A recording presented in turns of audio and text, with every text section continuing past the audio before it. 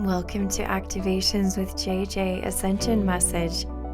In this episode, we will be talking all about the upcoming opportunities for ancestral activation and the opening of the 1111 portal.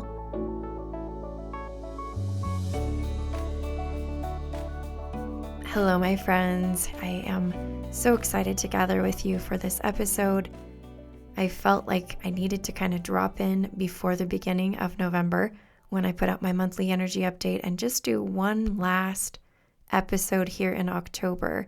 There are so many themes coming through right now.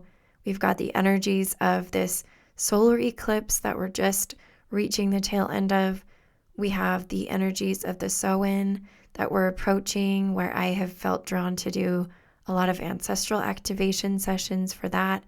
And then, of course, we have our 1111 portal. So we're heading into an energetically potent season, but that doesn't have to mean you have to experience a lot of ascension symptoms. So I want to drop in for a lot of reasons and just kind of connect with you over some of the things that we've been witnessing and feeling over the last few weeks. For those of you who have been listening to me for a while, last week, you may have noticed I published an episode about a lot of ascension symptoms that many of us are experiencing. That was actually an unplanned episode because I had sat down to do a little post about some of the things I was personally feeling about this time period, and including, but not limited to, all the exhaustion. A lot of people have been feeling a lot of fatigue and exhaustion. And then Spirit dropped in with a bunch of other things, and I loved it because once I dropped that in, I started reading all of your comments about what you are going through, and I'm just glad that we were all here to hold space for one another, right? So some of the things that I still feel going through us are waves of exhaustion. Please do not feel like this is going to be permanent. There is so much potency in what we believe and our intentions, and it was really interesting because just a few days ago, I had experienced a sickness. And I think that's actually right before I published the last episode. If you remember, I mentioned that I had been sick. And I remember willing myself to recover very quickly. I actually set the intention and I just said, I'm not going to be sick for a week. I'm not going to feel these symptoms for a week. And I was able to nip it in the bud. So I think that I want to bring for you first and foremost a message of empowerment, a message of the power of your thoughts and your intentions. I just launched 2 offerings on the 23rd of October, and we started our Angelic Activation School and our Light Language Mentorship groups. So those are 2 separate groups and offerings that I had right at this moment in time. And the Light Language Mentorship group, the very first group session that I do focuses on light codes through drawing. And it was really cool because one of the little homework assignments that I gave and that I actually channeled, because every single time I teach light language mentorship, I honestly don't have a really detailed curriculum. I have a good outline of what I want to do, but the guides of the people present always help me craft and co-create what I bring through specifically for them. And one of the assignments their guides gave them was to have them sit down and set an intention before they drew the codes. For instance, release stuck energy, or help my stomach ache, or help me feel expanded, or help me set boundaries, any of those kinds of intentions, and then literally draw light codes, which are also known as doodles to those of you who feel a block when I say writing light codes, because you got the creativity sucked out of you by society. But honestly, if you think about your inner child, if you told a child to sit down and you gave them a bunch of crayons or colors, most children would be able to just draw and draw and draw and draw, and they wouldn't question it. They wouldn't worry about it. And if I told a child to just draw anything, it didn't matter if it was a real picture, but if it was symbols or lines or circles, I don't think they would have a problem with it. And that's kind of what I have encouraged people to do with the light codes. Most of you have probably seen accounts where they create really complicated light codes. But my friends, yours do not have to look like that. And I want to encourage you to do the same thing that my Light Language Mentorship group is doing. I want to encourage you to use written light codes, forms of drawing, or even painting, or digital art, any of those things, and begin to set an intention as you create those, and put that somewhere prominent so that you can see it often. I most of the time I use my wallpaper on my phone, and that's a fun thing that you can do. So in order to help whatever symptoms that you're going through be shortened and be brief, try this light code assignment. See if that works for you. And again, your intention is everything. Your intention is extremely powerful. So that's just one of the things I want to drop in and say as we head into these next couple of weeks. Of course, we do have Samhain coming up, and that is All Hallows Eve, All Saints Day, and the Day of the Dead. I mentioned this in an episode a couple of weeks ago about how important this time frame was. I do believe that all of my Celtic and Lemurian ancestral activation sessions are booked up as we speak, but you could always pop in the link and see. But don't feel left out, because I will be creating a light language activation, a channeled message that I will be publishing next week, and you will be able to participate in that and co-create through my podcast.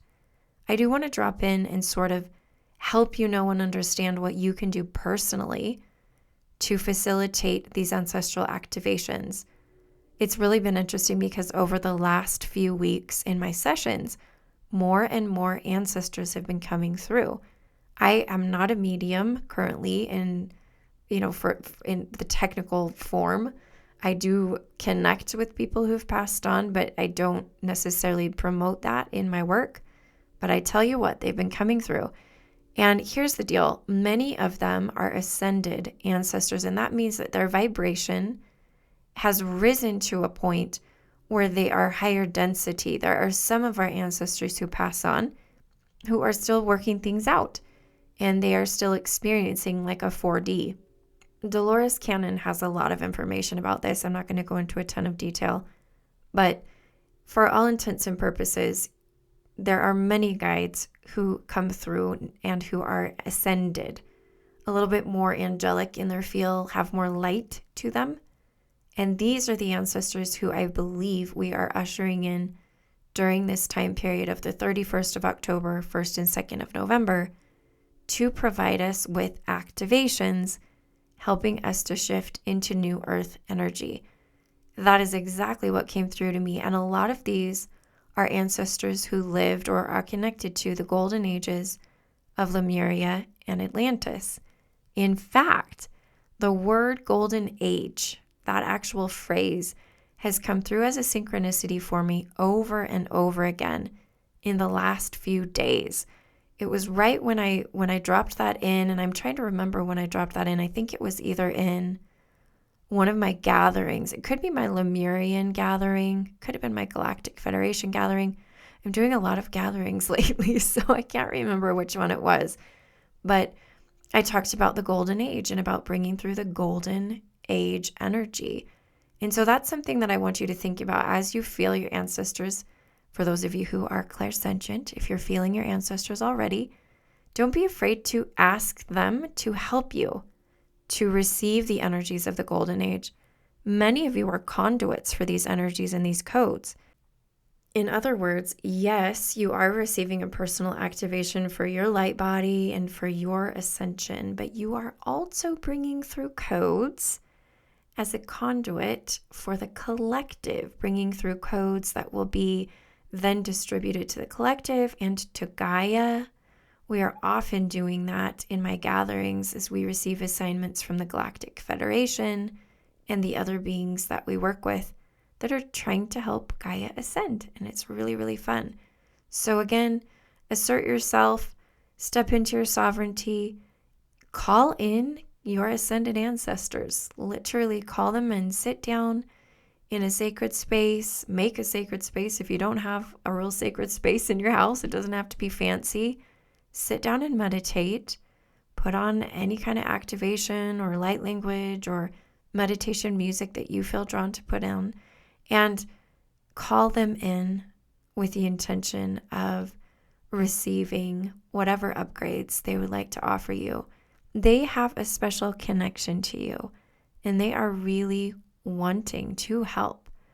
Again, I will be publishing a meditation just for this, so you can also look for that in my YouTube channel in the next couple of days. So that is all about the ancestral activation. I'm going to go ahead and finish that subject up and shift into one of my favorites, and that is the 1111 portal. If you're like me, a few years ago, I kind of thought the numbers thing was kind of silly, and I didn't really think it was that big of a deal. It was like, oh my goodness, it's 1111, it's 99, it's all these things. But because of my experience last year with the 1111 portal, I have come to realize and understand there is something special there. And it's not just special because it is special. It's special because of our collective intention surrounding 1111. Do you see a lot of things on Instagram and people really capitalizing on the 1111? Yes, you do. But you don't have to look at it as a bad thing. You can look at it as a good thing because everybody's eyes and sights are on the same thing, bringing through these powerful energies of the 1111 portal to help us make big shifts. The same thing happened during the 8/8. If many of you recall, I mentioned that it was a time to harness that power and really make a shift. This 1111 portal is very special to me because I will be doing an in-person live event in Los Angeles, California. You can find out a little bit more about that in my description below. But I felt drawn to create this with a couple of my friends who are also channelers, and I was knowing that I needed to do something in person. And as we developed what this is going to be, which we've called it a multidimensional channeling ceremony, we will all be channeling and we will be bringing through various energies, including, but not limited to, archangels, Lemurian star mothers, Isis, ascended masters, Pleiadians, Arcturians, and the Dragon Collective. Wow, that sounds like a lot, right? Don't worry, if you don't live in Los Angeles, we're actually offering virtual tickets. So all of that is below. I feel like this particular gathering is going to be specifically designed for light workers. So if you're a light worker, whether you have a business of healing or not, you know who you are. When I say light worker, you know who you are. You might be in disguise in your regular 3D life, but you're still a light worker. I see you. And those are the people who I feel are best calibrated to receive this particular channeling event. And so, again, I would love to co-create with you there. Now, I'm not only doing that event in the evening on 11/11, but I'm actually providing a lot of other people with the virtual Zoom meeting that I'll be doing as I do every year, and also in a lot of different times like 7/7, 8/8. I will do my regular 11/11 portal activation, just me, and I'll be on Zoom, and I'll be in California, right? Because I'll be doing that right before I do the live thing. But I'm providing that for those of you who would like to join me for a time to receive that activation. I'll be honest, I actually don't know what I'm going to bring through there. I don't know who I'm going to bring through. It's going to be a surprise. And the funny thing about it is, right as I'm recording this episode, I looked at my clock and it's 11/11. Isn't that beautiful? Isn't that beautiful? I love all those synchronicities. It's so amazing. Okay, so that's the 11/11 energy. I always tell people over and over again, please do not stress out if you can't participate in all the things that I offer, whether it be little things or big things, because you are here as a sovereign being who is powerful to create your own activations. I'm here to facilitate that, but you, in the end, hold the power for all of it, and you don't need anybody else outside of you to help you do it. You can literally set an intention, go on a walk outside, go to the beach, go to the mountains, and you'll receive an incredible activation without any other person in front of you providing it. So I just want to remind you of that. I want to remind you there's lots and lots of ways to receive activation. Don't put yourself in a box and think there's only one way to do it. The way that you need to do it is the way that your intuition will tell you to do it, whether it's working with somebody or simply laying down to meditate. Okay? I am really looking forward to those 2 11/11 offerings, and I'm also looking forward to meeting with many of you who booked an 11/11 portal session. Ooh, I can just feel how incredible those are going to be.